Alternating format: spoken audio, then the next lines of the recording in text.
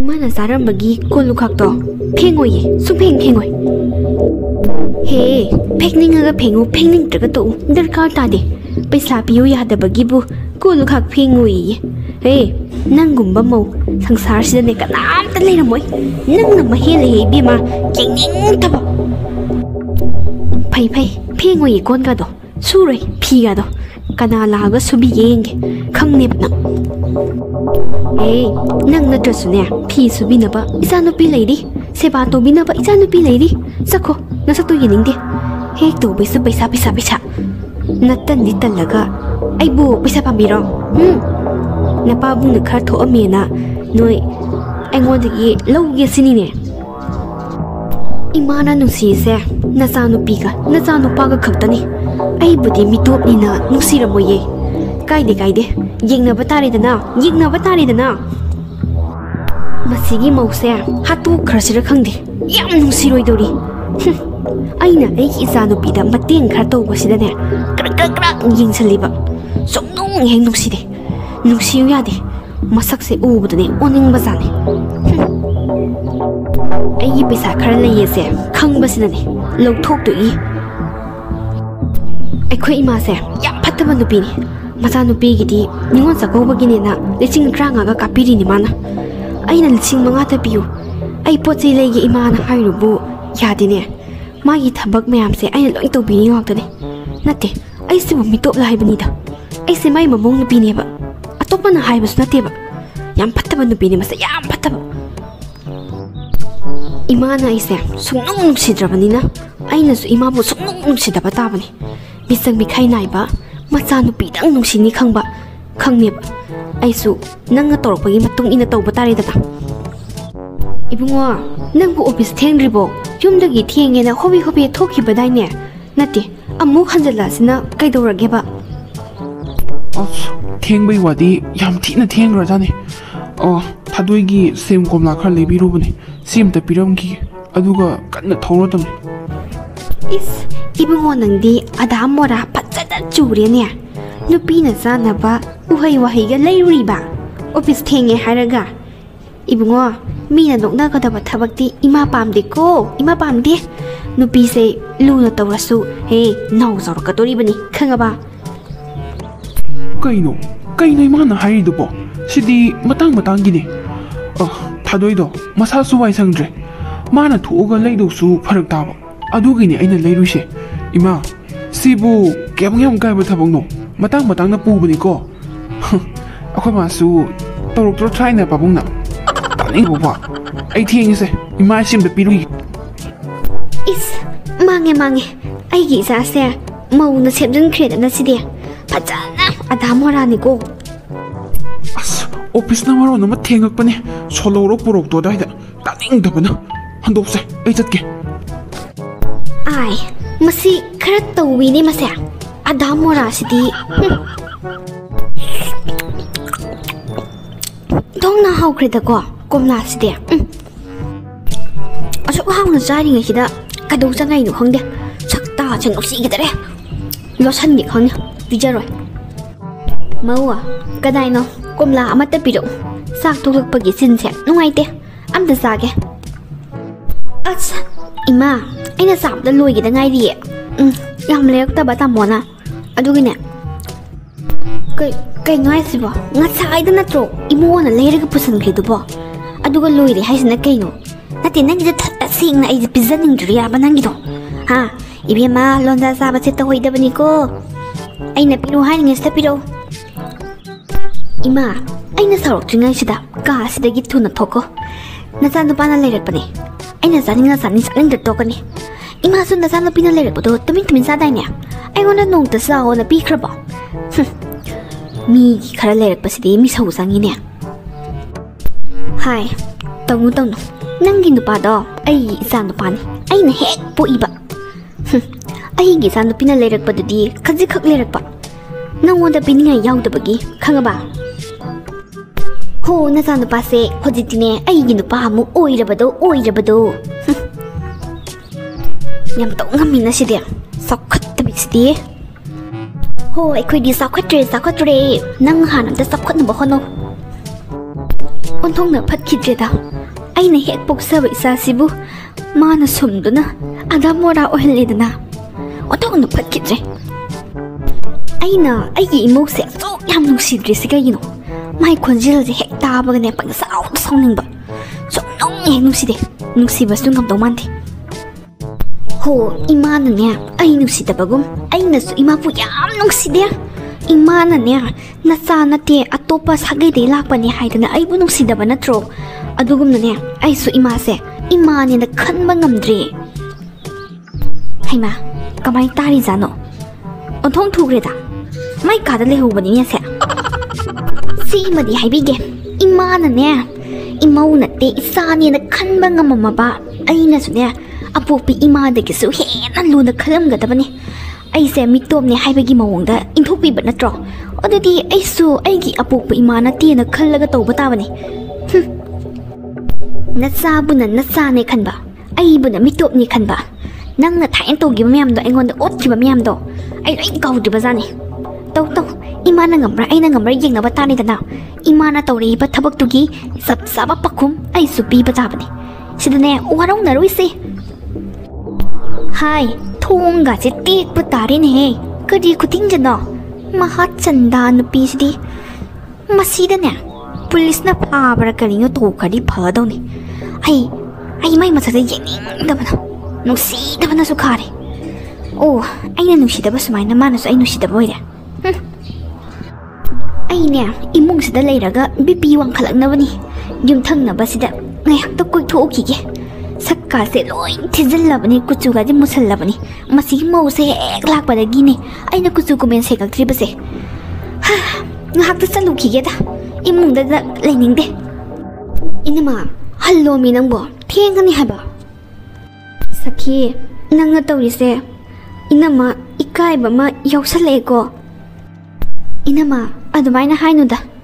이놈아ꯒꯤ ꯏꯆꯥꯅꯨꯄꯤ ꯑꯣꯏꯔꯝꯃꯕꯁꯨ ꯍꯧꯖꯤꯛꯇꯤ ꯑꯩꯒꯤ ꯏꯆꯥꯅꯨꯄꯤ ꯑꯃꯨꯛ ꯑꯣꯏꯔꯕꯅꯤ 이마우 나때 아이기디네 이싸누피니네 칼리브니 아두 오이라바수 마이닝 kumba기 세바시디 이나마나 떠오기네 낭보 미나 펀나 강나기로이네 아코이기 마니푸르다네 박나 sat나데 아마 아니 각기 와니 미기 마망다 이까이제네 낭보 이나마 속에네 피 fattabasing도 이나마 마니엠폭나 마몽누피기 세바 떠오바다 마이닝 꾸밍아이 마tamda ꯑꯄꯣꯛꯄꯤ ꯃꯃꯥ ꯂꯥꯛꯑꯒ ꯁꯦꯕꯥꯒ ꯇꯧꯔꯤꯕꯁꯦ ꯑꯩꯗꯤ ꯀꯌꯥ ꯌꯥꯅꯤꯡꯗꯦ ꯃꯁꯤ ꯃꯅꯦꯝꯄꯣꯛꯀ ꯃꯃꯧ ꯅꯨꯄꯤꯒꯗꯨꯒꯤ ꯔꯤꯂꯦꯁꯟ ꯍꯥꯏꯕꯗꯤ ꯅꯨꯡꯁꯤꯅꯕꯒꯤ ꯃꯔꯤꯁꯦ ꯏꯂꯥꯞ ꯂꯥꯞꯊꯣꯛꯅꯍꯟꯕꯒꯨꯝ ꯈꯜꯂꯤ ꯑꯗꯨꯅ ꯑꯩꯗꯤ ꯏꯃꯧꯁꯦ ꯌꯥꯝ ꯅꯨꯡꯁꯤ ꯏꯃꯧ ꯅꯠꯇꯦ ꯏꯆꯥꯅꯦ ꯈꯜꯂꯤꯕꯅꯤ ꯑꯗꯨꯅ ꯃꯆꯥꯒꯤ ꯁꯦꯕꯥ ꯇꯧꯕꯗ ꯀꯔꯤ ꯀꯥꯏꯒꯦ ꯍꯌꯦꯡ ꯑꯩꯅ ꯁꯣꯜꯂꯛꯑꯕ ꯉꯝꯃꯛꯇ꯭ꯔꯕ ꯀꯥꯟꯗ ꯏꯃꯧ ꯅꯨꯄꯤꯅ ꯁꯦꯕꯥ ꯇꯧꯗꯣꯏꯁꯤꯗꯤ ꯃꯁꯤꯗꯤ ꯃꯇꯥꯡꯒꯤꯅꯤ 이놈아 ꯑꯩꯒꯤ ꯋꯥꯈꯜꯂꯣꯟꯅꯤꯀꯣ ꯑꯃꯅ ꯑꯃꯒꯤ ꯃꯇꯦꯡ ꯄꯥꯡꯅꯕꯁꯤꯅ ꯅꯨꯡꯁꯤꯕ ꯍꯥꯏꯕ ꯅꯨꯡꯁꯤꯕꯁꯦ ꯁꯤꯒꯤ ꯃꯔꯨ ꯍꯨꯟꯒꯗꯧꯔꯤꯕꯅꯤ ꯃꯥꯅꯁꯨ ꯑꯄꯣꯛꯄꯤ ꯃꯃꯥꯗꯧꯅ ꯈꯟꯕ ꯑꯩꯅꯁꯨ ꯍꯦꯛ ꯄꯣꯛꯆꯕ ꯏꯆꯥꯗꯧꯅ ꯈꯟꯕ ꯁꯤꯒꯤ ꯅꯨꯡꯁꯤꯅꯕꯁꯤꯗꯤꯅꯦ ꯀꯅꯥꯝꯇꯅꯅꯦ ꯊꯥꯗꯠꯄ ꯉꯝꯕꯩ ꯋꯥ ꯂꯩꯇꯦ ꯍꯣꯏ ꯌꯥꯝꯅꯕꯨꯗꯤ ꯆꯨꯝꯃꯤ ꯑꯃꯅ ꯑꯃꯒꯤ ꯃꯇꯦꯡ ꯄꯥꯡꯅꯕꯁꯤꯅ ꯍꯦꯟꯅ ꯅꯨꯡꯁꯤꯅꯔꯛꯀꯗꯧꯔꯤꯕꯅꯤ ꯑꯩꯗꯤ ꯈꯪꯗꯦ ꯂꯥꯏꯕꯛ ꯐꯕ ꯍꯥꯏꯕꯗꯨ ꯑꯣꯏꯔꯦ ꯅꯪꯒꯨꯝꯕꯤ ꯒ꯭ꯌꯥꯟ ꯇꯥꯕꯤ ꯑꯃ ꯏꯆꯥꯒꯤ ꯃꯅꯦꯝꯄꯣꯛ ꯑꯣꯏꯅ ꯐꯪꯖꯕꯁꯦ ꯑꯩ ꯍꯥꯏꯅꯤꯡꯉꯥꯏ ꯂꯩꯇꯅ ꯅꯨꯡꯉꯥꯏ ꯑꯗꯣ ꯃꯅꯦꯝꯄꯣꯛꯄꯨ ꯐꯠꯇ꯭ꯔꯕ ꯃꯃꯧ ꯅꯨꯄꯤꯗꯨꯁꯨ ꯄꯥꯛ ꯐꯔꯔꯣꯏꯗꯕꯅꯤ ꯈꯔꯕꯨꯗꯤ ꯂꯩ ꯑꯐꯕ ꯑꯗꯣ ꯇꯥꯡꯅ ꯊꯣꯛꯏ ꯑꯅꯝꯕꯅꯗꯤꯅꯦ ꯃꯅꯦꯝꯄꯣꯛꯄꯨ ꯐꯠꯇ꯭ꯔꯕ ꯃꯃꯧꯁꯨ ꯑꯗꯨꯝ ꯐꯠꯇ꯭ꯔꯦ ꯀꯔꯤꯒꯨꯝꯕ ꯃꯅꯦꯝꯄꯣꯛꯁꯤꯅ ꯌꯥꯝ ꯐꯔꯕ ꯁꯦ ꯃꯤꯅꯨꯡꯁꯤ ꯌꯥꯝ ꯆꯦꯜꯂꯕ ꯃꯆꯥꯗꯧꯅ ꯈꯜꯂꯕ ꯃꯃꯧ ꯅꯨꯄꯤꯗꯨꯁꯨ ꯃꯃꯥꯗꯧꯅ ꯑꯗꯨꯝ ꯈꯜꯂꯛꯑꯗꯕꯅꯤ ꯃꯁꯤ ꯍꯧꯅꯁꯥꯅꯤꯅꯦ ꯏꯃꯨꯡ ꯑꯃꯗ ꯃꯅꯦꯝꯄꯣꯛꯄꯨ ꯐꯠꯇ꯭ꯔꯕ ꯃꯧ ꯑꯗꯨꯝ ꯐꯔꯣꯏꯗꯕꯅꯤ ꯑꯗꯨꯒꯅꯦ ꯃꯅꯦꯝꯄꯣꯛꯇꯤ ꯌꯥꯝꯅ ꯐꯔꯒ ꯃꯃꯧ ꯅꯨꯄꯤꯁꯦ ꯐꯧ ꯍꯥꯏꯕ ꯁꯨꯛꯌꯥ ꯌꯥꯗꯕ ꯍꯤꯡꯆꯥꯕꯤꯒꯤ ꯁꯥꯒꯩ ꯅꯥꯇꯩꯗ ꯄꯣꯛꯄ ꯍꯥꯏꯇꯥꯔꯦ ꯑꯗꯨꯒꯨꯝꯕꯁꯨ ꯂꯩꯀꯣ ꯑꯗꯣ ꯅꯪꯁꯨ ꯋꯥꯔꯅꯤ ꯑꯍꯤꯡ ꯇꯨꯝꯗꯕꯅꯦ ꯀꯩꯅꯦ ꯑꯉꯥꯡ ꯃꯊꯤ ꯇꯩꯕ ꯅꯤꯡꯊꯥ ꯃꯌꯥꯝꯗꯣ ꯑꯩ ꯁꯨꯗꯣꯛꯑꯝꯃꯒꯦ ꯍꯌꯦꯡꯗꯒꯤꯗꯤ ꯅꯪꯅ ꯑꯃꯨꯛ ꯇꯧꯔꯣꯕ ꯃꯥ ꯀꯔꯥꯏꯗꯒꯤꯅꯣ ꯊꯦꯡꯈꯤꯅꯕꯅꯦ ꯏꯅꯝꯃ ꯂꯣꯏꯁꯤꯟꯕꯤꯔꯣ ꯑꯁꯤꯒꯤ ꯋꯥꯕꯨ ꯀꯩꯅꯣ ꯋꯥꯁꯤꯡ ꯃꯦꯆꯤꯟꯁꯨ ꯂꯩꯔꯤ ꯑꯩ ꯂꯣꯏ ꯁꯨꯒꯤꯁꯦ ꯉꯥꯏꯍꯥꯛꯇ ꯎꯪꯊꯣꯛꯀꯦ ꯀꯌꯥꯝ ꯀꯨꯏ ꯄꯣꯠꯅꯣ ꯌꯥꯝ ꯋꯥꯕ ꯊꯕꯛꯀꯤ ꯇꯥꯏꯞꯇ ꯏꯅꯝꯃ ꯊꯦꯡꯉꯅꯤ ꯂꯣꯏꯁꯜꯂꯨꯔꯣ ꯆꯠꯂꯣ ꯅꯪꯅ ꯌꯥꯗ꯭ꯔꯕꯅꯤꯅ ꯏꯅꯝꯃ ꯍꯟꯅꯕ ꯇꯧꯔꯒꯦ isugi manakta ngehakta sangam kikeko. Oh, kari wari saramino. Midi isu nupa ama phangbatagi yamna sakthokre ko. Haima, ise lakhi. Ngahakta bunge sangdaba ise. Isugisu imaugisu honari ngaidane. Subject hapa we kawe ise. Ise, sango phamulao. Oh, koi imungda leibase BP wangkhalena ne. Noida ngahak koi thoreini koksi ingbra yenggena. Isu nupa do ahanbaga phangjare kari maming thondore. Ise, isu nupa se ihan hana phangjabanina piba lemba hekta kaurage. Meitei ge mingsoi ba phazu phajaba. Aduna pai. Sekho Chandramani Roshan adu atak kadrudoino. Meitei mingduna pai. Ai horen ne bit kamin saba soiroi. Chandramani Sekho ga ko baga yamadini ai se phuge ga haiduni haiba. Ado aina haise modern jog jagapagi haibi wani ko sawadi me. Isi sima ngai khon hi nangi nasuga namau nupiga dogi sebaga nanga tori bro haisibo ngahakta sangde haisibo kaino maugi mama ga amta lakbro haisia nate Fattabii ga sibu ikhang drabo lawai thawai dagi oiramni ne kaino ne Fattabii ga ikhang daba imung oiba jala maugi sebabu Manempok na tawba hongnabro is magi saka do nang naga thongbiram doini ne ingmai pima ai werdine ai imau gor madiko masam do khudang la ga yit kadabni he kari wangang sangang no ni ise sai ngai saba imung tagi tholak padongna wangang sangang dubu ahin ma wadi ngangbi gano maugi mama su naibani maugi mama do aina chatlo na tali bani ngasai dagi kaido bagi imaugi sebabu mama duna laga tawhandoino ha ai gidine imau nate isani isa ai di isani na khaliba isigi imau duga ai imau sigadi yam khenarani hey karino sai ngai sabadi ha nathak ahani usitri ro namau nupi gi seba khara tawraga aphaba sakki gai du di bi ma yaro ye imau ni imau Manempok na Manempok lebam thapula layona takpi bai wani yari ise mase ai gi mung ne aina pamjaba ai lifestyle di ai isana semjage ai khudi mak yam nung si jana na lemina jari isina lagane higai wa ga di tobiranu imau nupi do asengba mama makni khalange haiba taraga dine Manempok se yamna phaba ma darkar oi minung si yamna piba ma darkar oi aina ise se masang munna khangi isena phattabaduna bu namau nupi su phatrini ne samana yidu yani phattaba yaro ye sunga yaro semtokpa yaroi ai khoi gi dine se imau nate izani khallagane seba tawriba hayeng ayan nara yekla aba matam dasu mana ni seba tawduri se ate kanana su seba tawroi agi ko imau na seba tawduriba hodik se imau do maining kobi imau na naduna leirabanina aina seba tawba tabani ne mase minung si tamnaribani minung si se chetna kaidena ba chatnariba iche hoi gi imung do aina masak mun khangba imung ni yari se lingbiro maugi mama na ta khati ikai je nangi namang nupi tudi yam phabani na thaina natro luhong bu tha pha jingai da nangon da khujai na thongge tawe na wa langna kibado jome ai imau se luhong ba kui jingai da ai ngon da khujai na thage tawe machinam na khungki adubu ai ma ka manarude mana ne ai se apokpa mama ne khanba song ngamde adubu aina dine ai apokpa isani na khallaga thamoi de tholakpa minung siduna loinarak paduna ne hodikti ai se apokpa mama makni khanna nuksijai mase ai gi khona jamana ne